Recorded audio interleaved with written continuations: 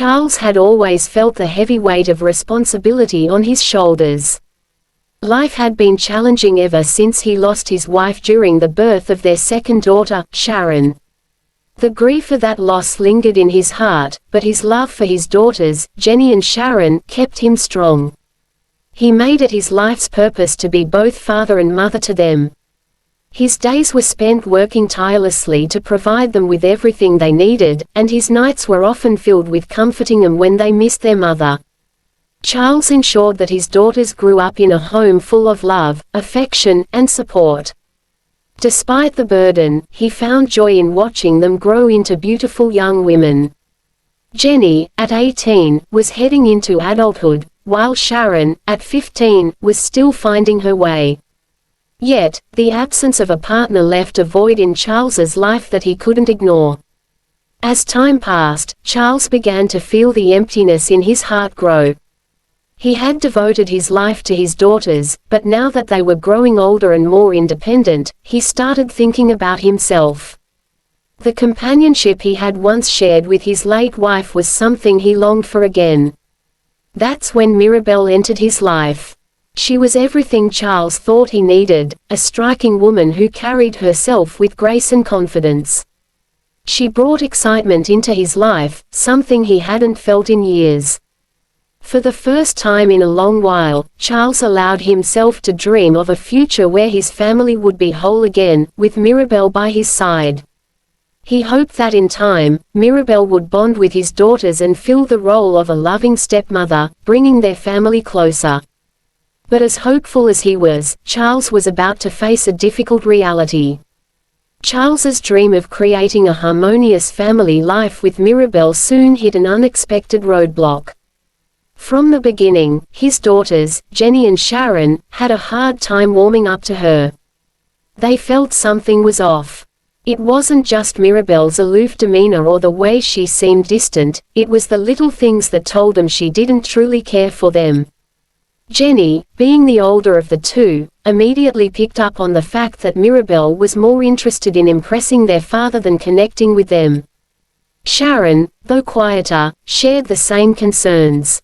They both tried to voice their discomfort to their father, but Charles, hopeful that time would change things, brushed off their worries. He was eager to make things work with Mirabel and believed that with enough patience, she would grow into her role. Unfortunately, ignoring these warning signs would prove costly. Jenny and Sharon's discontent with Mirabel only grew stronger over time. Jenny, sharp and observant, had a habit of pointing out Mirabel's shortcomings. Whether it was her inability to cook a simple meal or her habit of leaving the house in a mess, Jenny wasn't shy about expressing her frustration. "Dad, she can't even make breakfast without burning the toast," Jenny would say, her tone filled with disbelief. Sharon, though more reserved, was just as bothered by Mirabel's presence. She would quietly talk to Jenny about how uncomfortable she felt whenever Mirabel was around. They both missed the warmth and care their mother used to provide, and Mirabel's cold demeanor only deepened that void. But despite their protests, Charles remained hopeful. "Give her time," he would say, "she'll get better." But deep down, he knew something wasn't right, even if he wasn't ready to admit it yet. As the tension in the house grew, Charles found himself struggling to keep up with the demands of work, home, and his daughters. Between his job and ensuring Jenny and Sharon stayed on top of their schoolwork, the house became chaotic. Realizing he needed help, Charles decided to hire a nanny. Enter Precious, a young woman with a warm, nurturing presence.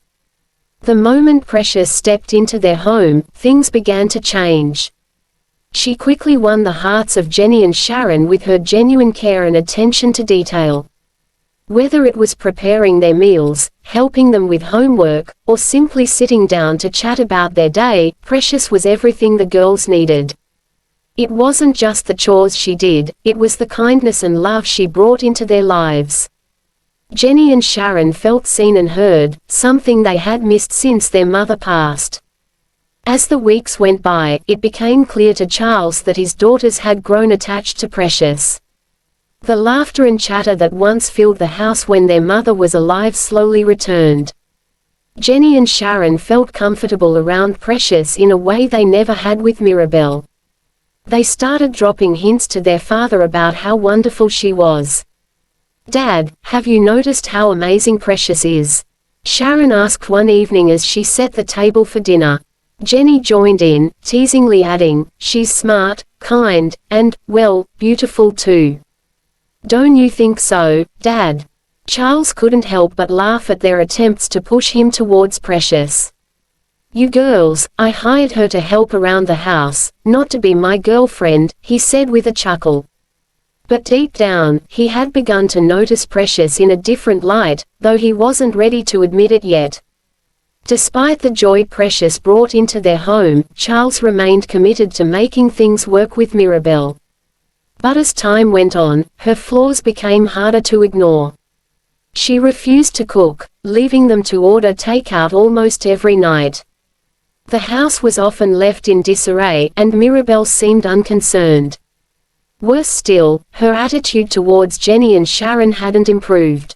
Charles found himself increasingly frustrated, torn between his desire for companionship and the growing realization that Mirabel wasn't the right fit for his family.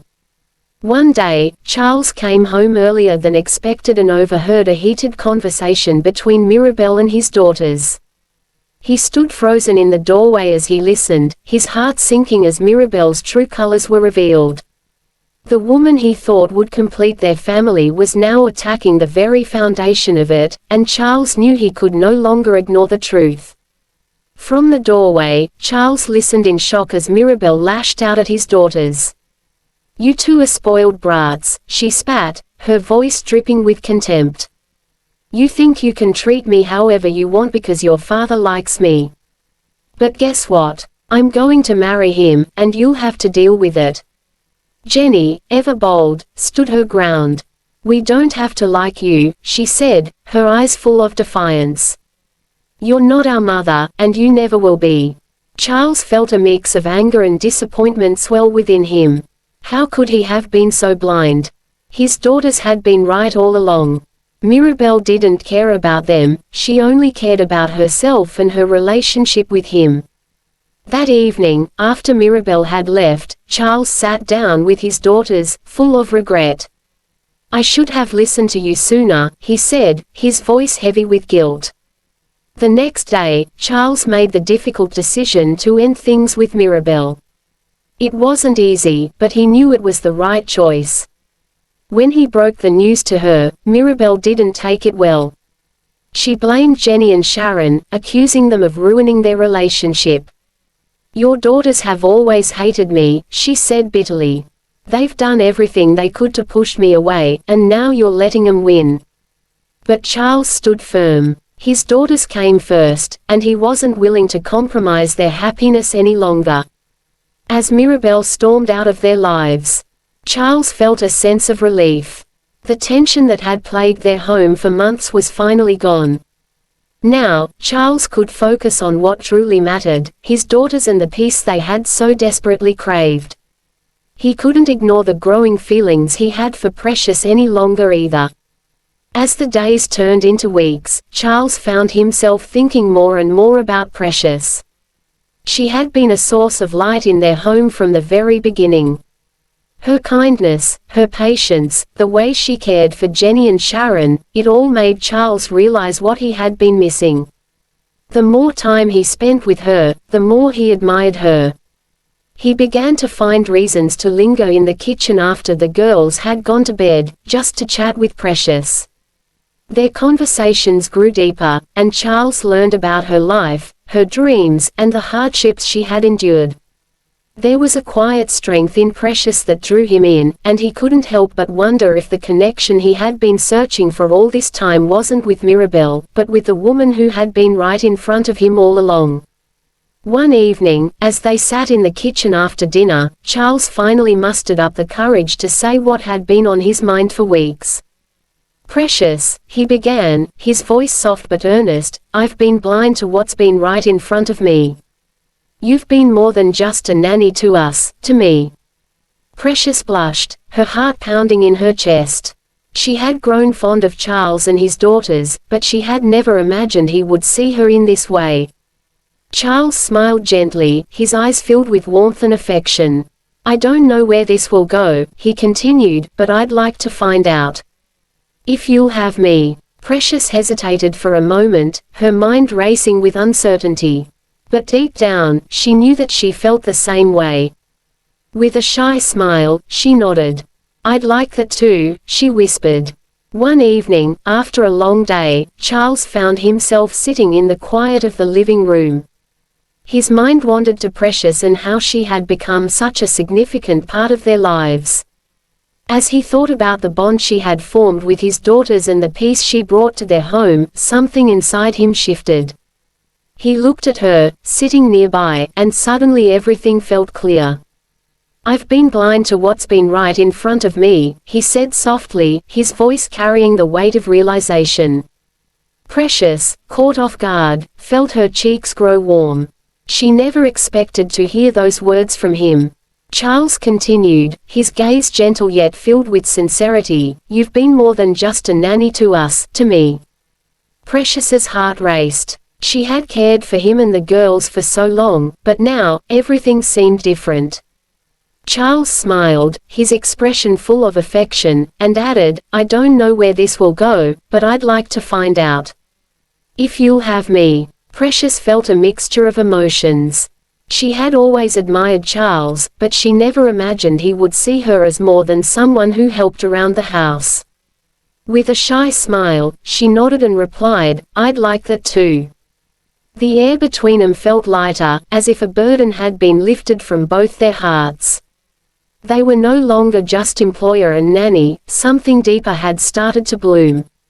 The next morning, when Jenny and Sharon learned about their father's decision, they couldn't contain their excitement.